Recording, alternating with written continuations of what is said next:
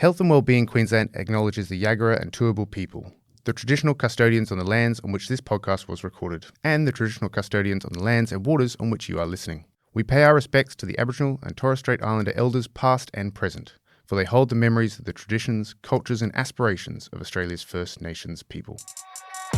I think it would be great if women and their families really knew that birth is important, but the postpartum period is more critical. I think there's such a focus on birth, but really it is sort of one day, and then beyond that, your life changes. Hi, I'm Dr. Sam Manger, a GP and your host of this series, The Clinician's Guide to the First 2,000 Days, brought to you by the Queensland Government through Health and Wellbeing Queensland. Prevention across the first 2,000 days offers an opportunity for healthcare professionals to support generational health improvements. But preventative health will only be successful if it is done with confidence and empathy and an evidence base. Over the course of this series, I will be talking to some of Queensland's leading experts to explore how they discuss preventative health and how to create meaningful change for the next generation. Let's get started.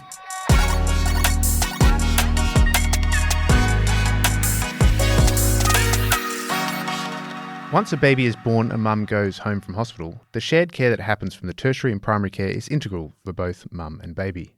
To share their insights on how we can help mum transition to life with a newborn, I'm talking today to Emma Shipton and Dr. Dale Garred. Emma is a registered midwife, lactation consultant and PhD candidate currently working at the Royal Women's Hospital in Brisbane. Dr. Dale is a GP at Manly Village Medical with a special interest in women and children's health and works with Martyr Mothers as part of their GP Shared Care program. Thank you so much for joining me, Dale and Emma. Thanks for having us. Thanks, Sam. So let's start at the beginning. Considering current Queensland health services, can you briefly describe, Dale, what you would expect a new mum's journey to be after a mum and baby get home from hospital? Well, currently in Queensland, new mothers and their babies upon returning home typically receive a midwife visit from the hospital's community midwifery service, and this usually happens within the first 7 days. Sometimes this visit might be conducted via telehealth, and then a decision as to whether a home visit is required would be based on the content of that telehealth appointment. And then really from here, Sam, postnatal care really is tailored to the individual, and any subsequent midwifery visits that occur would be determined based on need. So some women might be discharged after this initial visit, and then other women might receive a few more scheduled visits. And then in addition to these home midwifery visits, hospital staff really do encourage patients to book an appointment with their GP for a baby check within the first 5 to 10 days after discharge. And this is often the first outing for mums and dads, so it's a pretty mammoth effort. So in our clinic, we really encourage mothers to capitalise on this outing and to book an appointment for both themselves and their baby. And I would really love to see this recommendation get more widely adopted by GPs. Mm-hmm. Then we might see the baby for a few weight checks between that 5 to 10 day visit and the 6-week mark, at which point women are encouraged to book a postnatal check for themselves at the same time as the 6-week checkup and immunisations. So you can see that these first few weeks after leaving the hospital, unfortunately, are a really busy and chaotic time for a family. In addition to doctors' visits, there might be other appointments to fit in, such as community-based hearing tests if there wasn't enough time to perform these in the hospital. And then on top of all this, there's an influx of visitors, a change in the home dynamics with both parents often being at home initially. And so this postpartum journey can really be quite overwhelming for new parents. And Emma, we identified there the key roles, the midwife during and immediately after. And it sounds like there's lots of nuance to that review because, as we just said, there's sort of biological matters, there's psychological matters, there's social and cultural matters that have got to be reviewed and considered in sort of ongoing planning. Yeah, and triaged really quickly, right? You're seeing a woman in a very short time frame and really trying to get a good assessment done to triage. Does she need some further follow-up? Who can we refer on to, link into child health, or again, just refer back to their own medical team or their private doctor or their general practitioner? So, Dale, how can primary care support this transition? And you've listed a number of things there to ensure that continuity of care during this, the 4th trimester, that sort of 3 months immediately post-birth. Yeah, Sam, look, I really think primary care plays a vital role in optimising postpartum care, and it really starts by having the conversation during pregnancy. So in the later stages of pregnancy, I would encourage GPs to start a conversation about postpartum care and what this might look like for that patient. So this conversation would include making it clear who the primary care provider will be for the patient and their newborn, when to book an appointment, with who and for how long. And I think that anything short of a long appointment for this consultation really just doesn't provide enough time to properly ensure continuity of care postpartum. And then in late pregnancy, we can also start to talk about making plans for long-term management of underlying chronic conditions. So these are conditions that might have improved through pregnancy, like endometriosis or some autoimmune conditions, or they might be new conditions that have popped up during pregnancy, such as hypertensive disease of pregnancy and gestational diabetes. I really like to emphasise the value of postpartum care, not just for baby, but for mum as well. You'll regularly hear me say in my appointments that a happy mummy equals a happy baby. But I also really appreciate that it's a busy time for new parents, and so remembering to book an appointment with the GP can be difficult. So in our practice, if we see a hospital discharge come through with a birth notification, we'll ask our reception team to phone the family and congratulate them, and then use this opportunity to book those initial appointments. And so really receiving this hospital discharge summary in a timely manner can also really help to support continuity of care postpartum. I like that response of the whole primary care centre to sort of congratulate the mum and then, organise the plan from there. But it's not just a simple doctor-led process. It's a whole primary care-led. So the practice manager, the receptionist, the nurse, everyone's involved in that, supporting that woman in this period, which is lovely. Emma, there's this recognition that within antenatal and postnatal support, we need to move away from a sort of one-size-fits-all approach, and that's lovely to see a more personalised, individualised approach coming forwards. How can healthcare providers support that individualised care plan approach and address the unique needs of the mother in this period? Yeah, and I think that Dale's really just given us some perfect examples of that, of treating the woman and her family like an actual person. It can be easy just to fall back onto checklists and just doing a physical assessment, but it's really critical we step away from the computer, take the paperwork away, and actually just sit down and look the woman in the eye and ask her how she's going. And I think just from asking that one question, you'll actually be able to unpack a lot more in a lot shorter time frame. So it will actually be better for the woman and also better for yourself as well. But I think working with the woman, finding out what's really important to her so we can prioritise her needs and really meet her expectations of what she wants as well. There's no point us going into a consultation with our own expectations and our own plans for what we're going to talk about if it really doesn't suit the woman and her family and their own needs. So I think it's really critical. We need to ask her what's really, really important to you and your family during this time. Stay with us. We'll be right back to continue our conversation. Health and Wellbeing Queensland is working with our hospital and health services to meet targets for healthy food and drink supply in retail outlets, vending machines and staff catering. Providing a healthier range of food and drinks is just another way Queensland Health is enabling hospital staff and visitors to live healthier lives. Find out more by searching A Better Choice at hw.qld.gov.au. And now, back to the conversation. We talked about in past episodes the use of the acronym which we use in GP a lot called ICE, which is Ideas, Concerns and Expectations. And so making that a sort of open-ended question around the ideas, concerns, expectations that a woman may have, both what's happened, what's happening now, and then what are the future sort of expectations and how we can best work around that is a good little acronym to use. So Dale, at around 6 weeks, we've talked about the importance of a comprehensive postpartum checkup with a GP or a midwife, but the research literature does not identify a benefit to this. So what's included in this check, and what would you say are the reasons that we actually should be doing this postpartum check? So look, I personally think that the 6-week postpartum visit for mum is absolutely vital to identify and address any physical, emotional or social needs that might have popped up post-pregnancy. So this time is a time of really increased need and a major life transition for families. So in addition to it being a time of joy and excitement, that 4th trimester really can present some considerable challenges for women. We find that mothers often neglect themselves for the sake of their new babies. So this 6-week postpartum check wonderfully provides an opportunity for early intervention and safety netting to prevent more serious conditions. And I think that it's this that underscores its importance. I wonder if mitigation of problems before they even begin may be the reason that the literature might struggle to quantify a benefit. Yes, that's right. And so what would you include within this checkup? What's your, I suppose, internal or set checklist, as it were? Well, Sam, as is always the case in general practice, I would start by taking a clear history and then perform an examination. And the key areas that I would focus on history would be firstly taking a birth history. So even if I've been given the details of in the hospital discharge summary or discharge letter, I often find that these can be inconsistent with what actually happened or at times can miss important details. So I would simply start by asking an open-ended question like, the hospital gave me a summary, but you tell me how it all went. And by doing this, in addition to getting those vital pieces of information, it just gives the opportunity for the mother to have a bit of a debrief about her birth experience and any unexpected outcomes. So right from the outset, we as GPs can be starting to gauge if there are any mental health risks. Next, I would ask about birth recovery.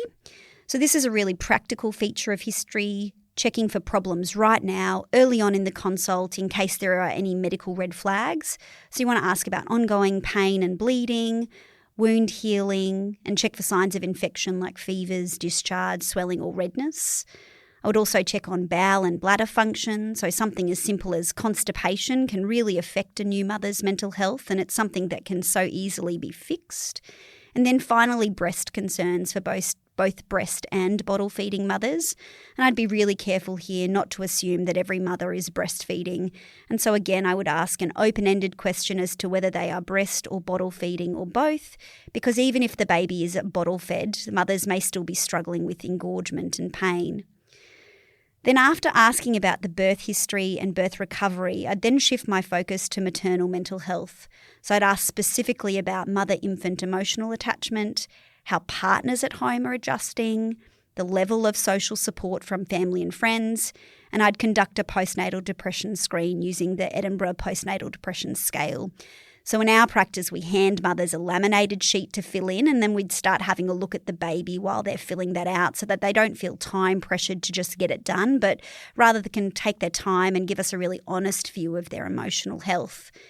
And then finally, I would conclude my history by asking and talking about contraception, recommencement of intercourse, and other aspects of sexual health. So this would include checking if their cervical screening is up to date, and if not, making arrangements for this to be done.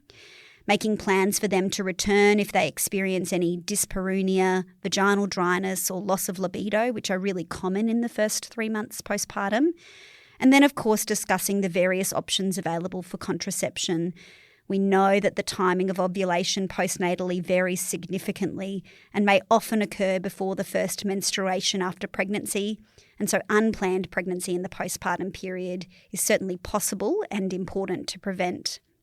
And then at that point, I would perform my physical examination, so looking for any obvious signs of anemia, checking for shortness of breath, checking blood pressure, and then I would do an abdominal examination to check fundal height and abdominal separation. And finally, I would also offer the woman a breast and pelvic examination to check for any breast trauma or risks of infection, as well as any perineal wounds. Excellent, Liz. Thank you. Just to note that we are going to be covering breastfeeding and baby check milestones in future, in depth, in another episode. Now, there is a number of points you mentioned there, Dale, around birth experience, their perception of that as well, which may be different from, as you say, what the discharge summary says, the complications and their recovery, general wound care, which may be perineal or C-section or other aspects, breast health and breastfeeding, raising that question, bowels, very important, mental health, general movement, pain and lifestyle factors, as well as vital signs, blood pressure and so on and so forth, and following up on any chronic diseases that may have been present, as you said earlier, before pregnancy that may have come up during pregnancy. So following up on those other aspects there. Emma, this is something you do a lot as well. So any other sort of pearls or tips to add to this? And then on top of that, what was mentioned around fatigue and sleep deprivation is a very common concern, and how you might approach that. Yeah, so I think Dale's provided a really excellent list, a really thorough list of things. And I think definitely talking to the woman as well about her experience during birth is really critical, as we know a lot of women do experience birth trauma. And at this 6-week check, this might be the first time that someone's really asked them and they've had enough time to really think about things. So it's great to be able to talk about that and see if there are maybe some concerns there that warrant some further investigation. In terms of sleep deprivation, it's absolutely normal, but it can be a really difficult transition in becoming a new parent. It is a really difficult time anyway, and then you throw in if you're not sleeping well, which most parents aren't, right? So I think talking about that, making sure that women and their families are able to get some rest, and that doesn't have to be sleeping, but rest. It can be really tempting to, when the baby sleeps, think, now I'll race around and get all the laundry done and everything, but just to rest during that time is really critical.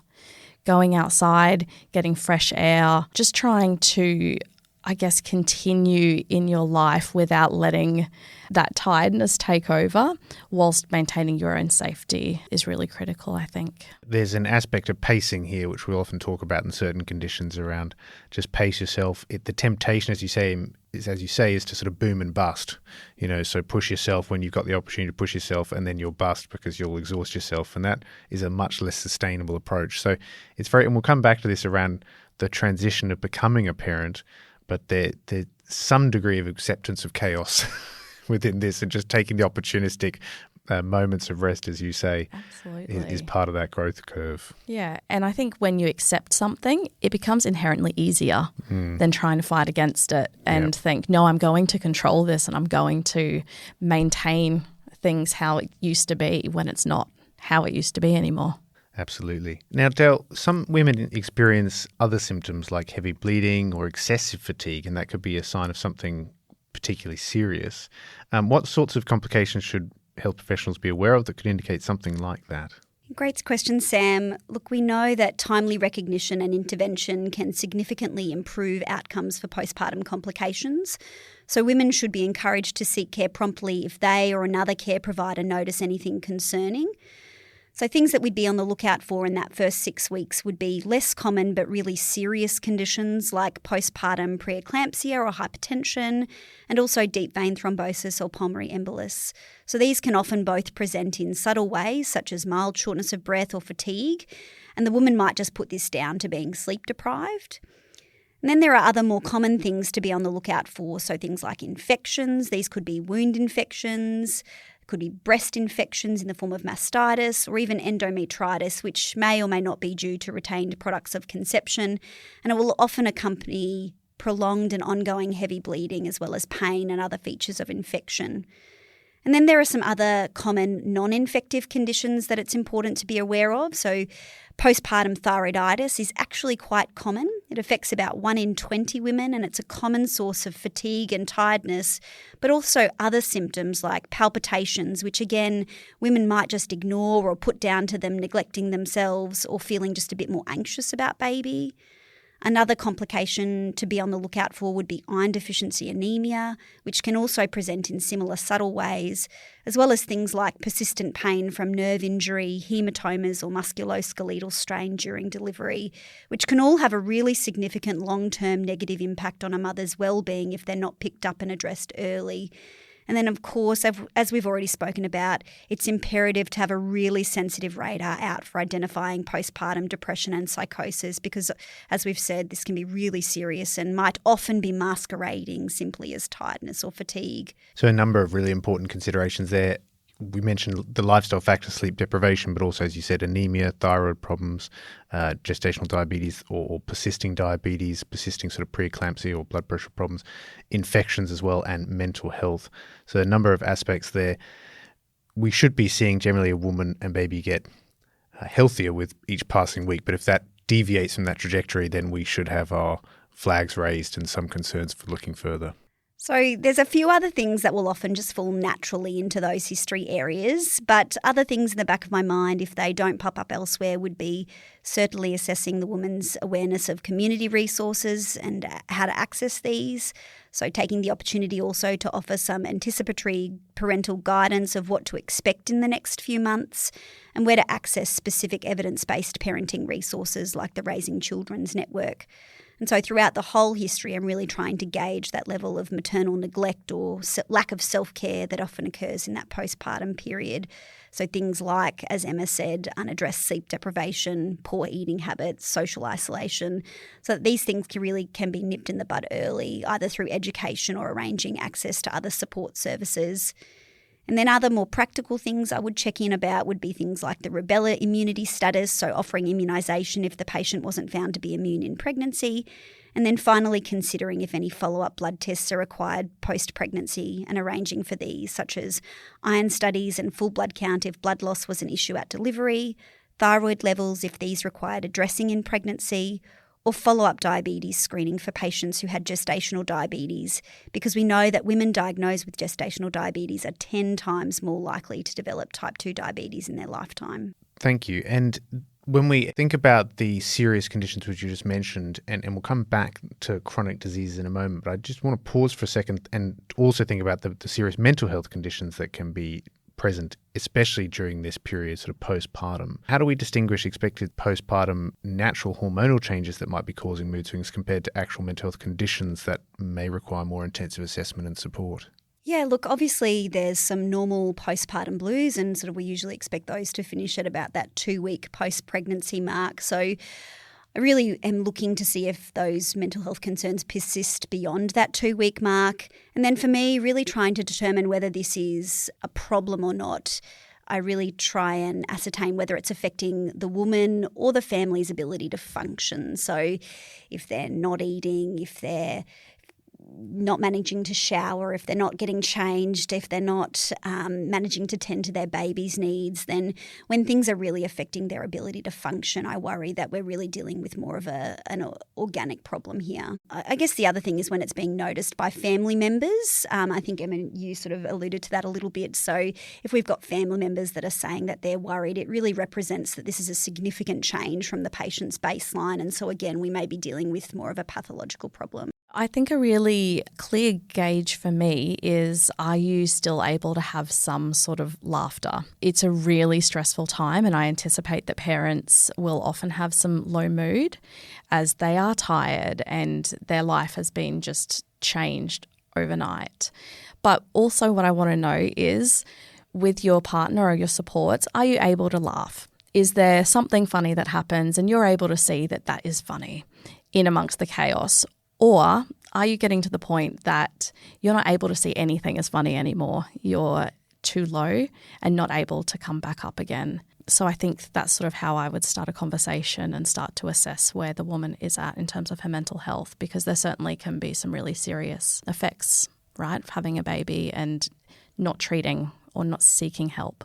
So when would you say, Dale, is a good time for GPs or a child health nurse to discuss chronic disease health with a woman who has a new baby? Yeah, Sam, as I mentioned earlier, I really believe that planning for management of long-term conditions, whether they be new conditions that have arisen in pregnancy or old conditions that might have changed during pregnancy, really should start in the 3rd trimester and then be covered again within the first 10 days post-delivery and then again at the 6-week visit.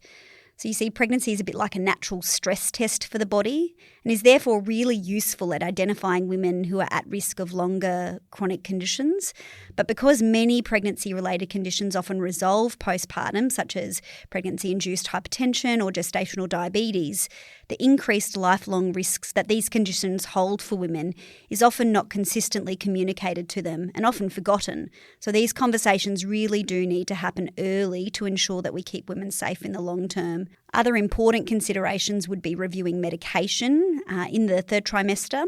So a conversation really needs to happen about medication adjustments in the immediate postpartum period in their 3rd trimester.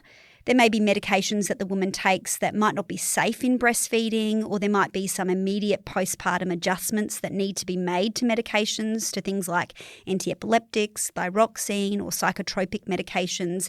And if these aren't considered and adjusted to reflect postpartum physiology until the 6-week mark, it could result in considerable harm to both the mother and possibly even the infant. So a number of things there. Do you have any how do you guide this extensive check? I mean, do you use the pregnancy books? Do you use certain guidelines or resources? Yeah, look, I think GPs are really lucky within our practice-based software. We can create autofills. So I do this for a number of the things I've spoken about above. So particularly complications to be aware of, having a list of these that I can just include in my autofills so that they're not missed in those post-pregnancy conversations. And Emma, what resources do midwives often use? I mean, do you use the Red Book as a sort of go-to, or do you have other internal guides? Yeah, I think when working for Queensland Health using the pregnancy health record, like the handheld record or the baby's red book, is a really good place to start. It's sort of a jumping off pad. It can start a lot of conversations and be a really good prompt to then take things further. So I think that they're both really great places to start. So now let's talk about this sort of transition. We know being a new parent can be very life-consuming. It can be difficult for parents to prioritise their own well-being. And so, Emma, I'm curious as to what sort of advice, practical advice you give to new parents on this transition in life, and then also how that progresses to eating well, getting more movement, getting enough sleep, and those determinants of well-being. So I think we'd already talked about, right, sort of going with the chaos. There's no point fighting against it. Babies are really unpredictable, or can be, and we really can't control the uncontrollable. But what we can do is take care of ourselves, rest, eat nutritious food where we can, and lots of practical tips around that, like meal prepping, even having a menu on rotation so it takes less thought out of it. I think it can be difficult for women to do, or for many parents to do, but accepting help when it's offered. We sort of want to be seen as a really great parent and we're able to do it all. And so it's easy to say no to help. But I think if help is being offered, it's really great to accept it. If people are dropping off food, accept it. If people come around and offer to put out a load of washing or stack the dishwasher, we need to be accepting it.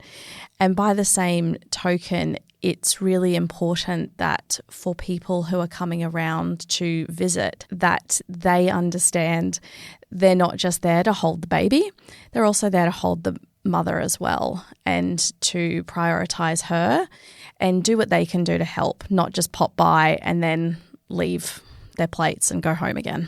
Dale, this is something as well, you must have conversations with your patients and new mums about this all the time. Is there any sort of pearls or tips that you give mums around and dads around the changing in this life transition? It's really important to have a team approach, so it's not just all on the mother, and so really getting dads involved, and sometimes we need to give permission for mothers to go out for a walk and let dads stay with the baby. They're often a bit nervous to do that.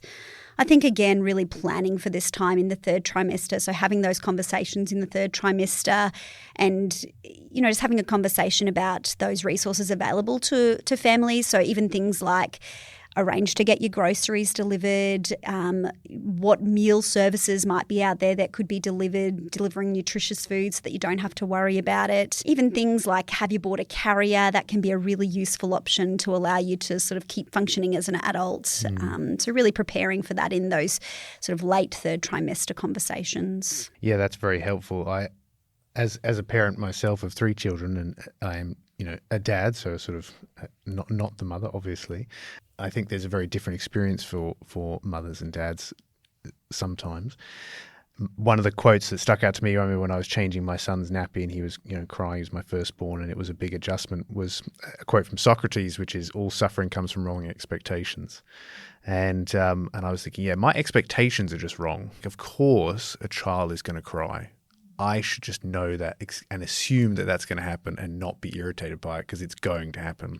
And there is this shifting where you go, okay, my expectations as to what is now normal needs to change. And sometimes it's good to have that question around, what are the new norms likely that are going to be in your life? There's likely going to be some sleep disruption.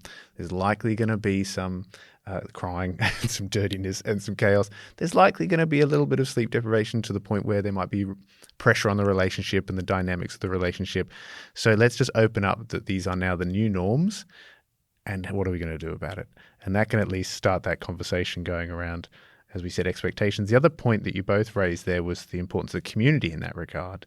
And it is worrying to see trends in sort of social isolation and loneliness that we're seeing in society at the moment, especially considering this is a sacred period of life.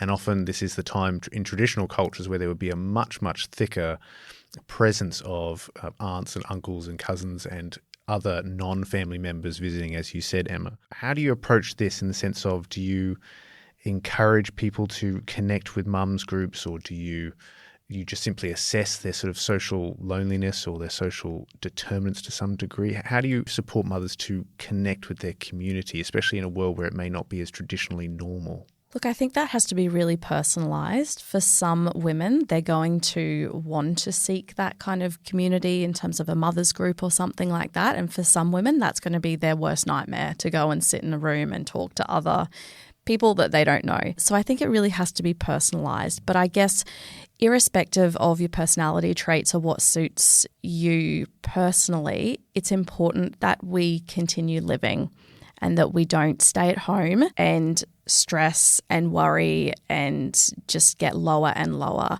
So whatever that looks like for each woman is going to look a little bit different, but it definitely means going out, seeking some sort of social support or connection, whatever that looks like. And I think a mother's group or a parents group is a really great place to start. There's something really lovely about connecting with someone who has a similar experience to what you're going through. It's really validating.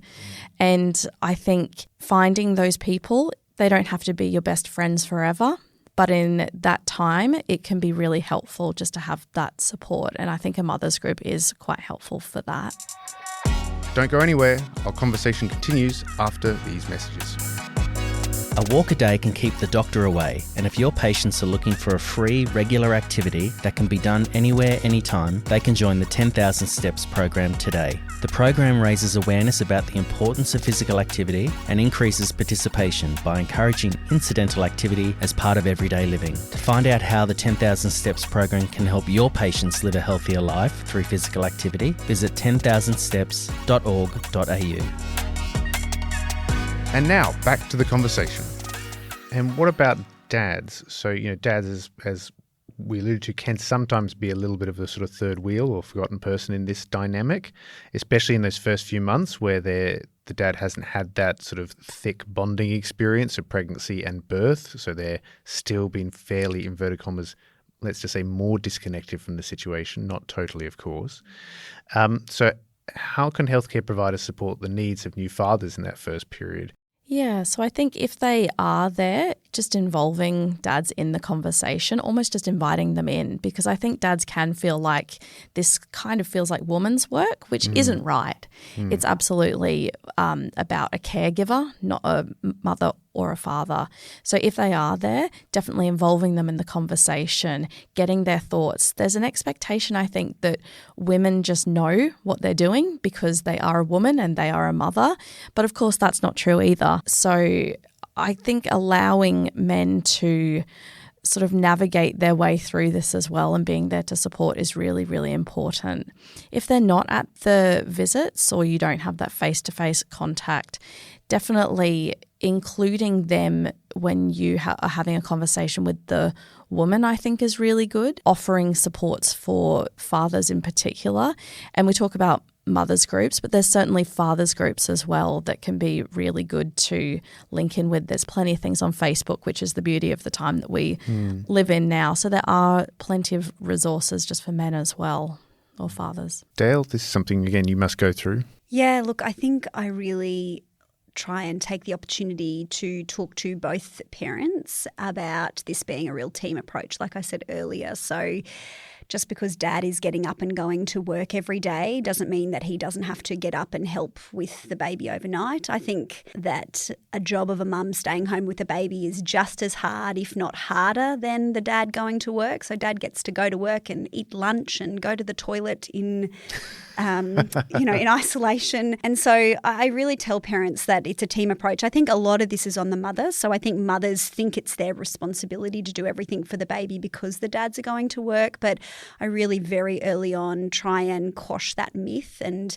make sure that they're aware that you take this in turns. If you're getting up to breastfeed, dad gets up to make you a cup of tea or get you a blanket or, get you whatever you need. Important just to open up the conversation in some degree. It says, let's just talk about this and see where it goes and how we're going to address those needs that we all have in this context and balance that out proactively rather than waiting for conflict to arise and then dealing with it later. Dale, we mentioned there around social aspects in the sense of loneliness and that being a really important component. But there are, of course, other social determinants of health that need to be assessed and individualised to a new mum and dad, such as transportation, social support we mentioned, but finances, accommodation potentially even.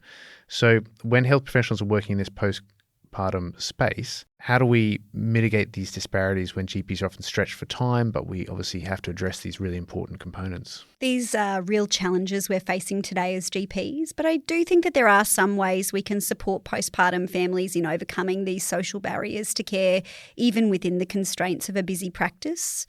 So we can start by collaborating with community health workers who can assist with just education and connecting new mothers to resources.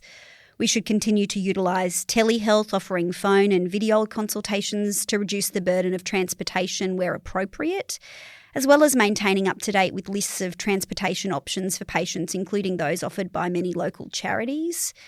So practices might even consider providing flexible scheduling, such as in our practice we offer late appointments 1 day a week and Saturday appointments to accommodate those mothers who face scheduling difficulties, particularly when they have multiple children. We can also establish relationships with local community services for housing, food, mental health, childcare support. And I find having a list of trusted services that I can refer to really does save me time during appointments and ensures that the patient actually receives this information. And so then as GPs, we might even need to consider delegating some parts of the postpartum follow-up to other team members, so practice nurses or community allied health who can address social challenges and also conduct some pre-screenings for us. And this seems like a crucial area for midwifery as well, because you're often working with women in the community, direct in their home a lot of the time. You see, it's one of those really important things about home visits is you suddenly see the context and you go, actually, the advice that I was giving before is not that relevant because this context is completely different to what I imagined. And so midwives have that intimate contact with mums and families in that period. So I imagine screening and assessing social needs is a pretty core part of what midwives do as well. Absolutely. And I think it goes back to what we were saying with that personalisation of advice. There's no point providing education and advice if that is not going to work for that woman and her family. And there's nothing like going into a woman's home. It's deeply personal to go into a home and really be able to assess what the dynamics are within that home and really, I guess, prioritise linking women with good quality support services in the community to be able to support them during their postpartum journey. Yeah, I think almost formalising it to some degree around assessing social needs in the sense of, no, this is just something we do as a clinical norm, as it were, can be a helpful way to structure that. And do we see telehealth be used a little? We're seeing it across health more broadly. Emma, have you seen it have a bigger role in postpartum healthcare checks? In particular, should all reviews be face-to-face, or is telehealth a viable option in this regard? And especially in rural and remote regions, are we seeing it used in that context more? Well, I think one of the good points, if there was any good that came from COVID, was it really allowed us to think about how we can be creative about providing help and support to women and their families. And telehealth does provide you with a good avenue to be able to touch base with women that perhaps you may not have been able to previously. So it certainly does provide a good opportunity, I think, as a triaging tool and maybe to form part of an assessment. I think there's nothing better than seeing a woman face to face because, of course, there are things that you can't pick up on a telehealth call, but it's certainly good as a first line point of contact to actually provide a good kind of assessment tool as to how things are going and if you do need to put further supports in place. And Dale, how can healthcare providers incorporate sort of culturally sensitive practices and address the cultural needs? We talked about assessing and addressing social needs, but now with cultural needs into this postpartum fourth trimester period so that we can provide the care that's appropriate for diverse backgrounds. Look, this is certainly something I as a GP could be better at. I work in a really urban metropolitan practice with a large population of Caucasian Australian patients, and so often I might forget to incorporate questions about cultural beliefs and practices when I'm meeting new families because I simply just don't see that level of cultural diversity in my day-to-day practice. So for me, again, incorporating these questions into my practice software-based autofills will really help me to ensure that I practice in a way that's culturally sensitive. And then I think just also being really mindful to use plain language and visual aids to convey medical advice and instructions is really important to ensure that information is received by everyone. But as GPs, we also need to ensure that we are regularly keeping up to date with the resources available to us to provide culturally competent care, so such as interpreters and where to obtain translated education materials. Excellent, thank you. And finally, we'll start with you, Emma. What are the top 1 to 2 things you wish every woman knew in the first few months of having a baby? I think it would be great if women and their families really knew that birth is important, but the postpartum period is more critical. I think there's such a focus on birth, but really it is sort of one day, and then beyond that, your life changes. So I think if women could think about the kind of things which we've talked about, really having those open conversations with their partner and their support people about how we're going to manage this as a team, who is going to be up with the baby. If I'm breastfeeding, who's going to cook dinner? How are we going to organise that? Who's taking the toddler to swimming? These kind of conversations just about the practicalities of really how you're going to get through really difficult times, I think are often overlooked in favour of planning for a birth, which is an important part of the journey, but not the whole part. It is interesting, isn't it? Because we talk about birth plans, but we don't talk about postpartum plans. Yeah. So it's a very valid point you raise.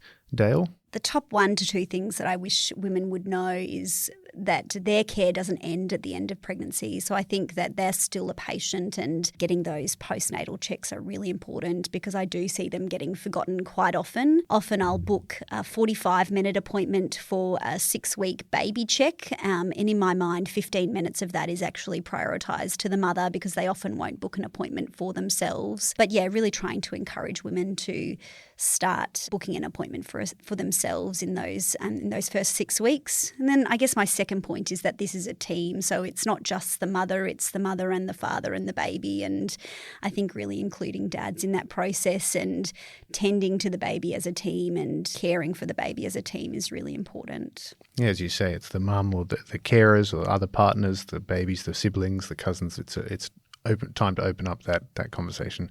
Well, thank you both for your time today and your expertise and your experience. It's been fantastic hearing your responses, and hope to meet once again. Thanks so much, Sam. Thanks, Sam. Today we've been talking to Dr. Dale Garred and Emma Shipton about women's health postnatally. For more information on today's topics, visit the Health and Wellbeing Queensland website at www.hw.qld.gov.au. If you've liked today's conversation, be sure to subscribe for future episode updates. We'll see you next time on the Clinician's Guide to the First 2,000 Days.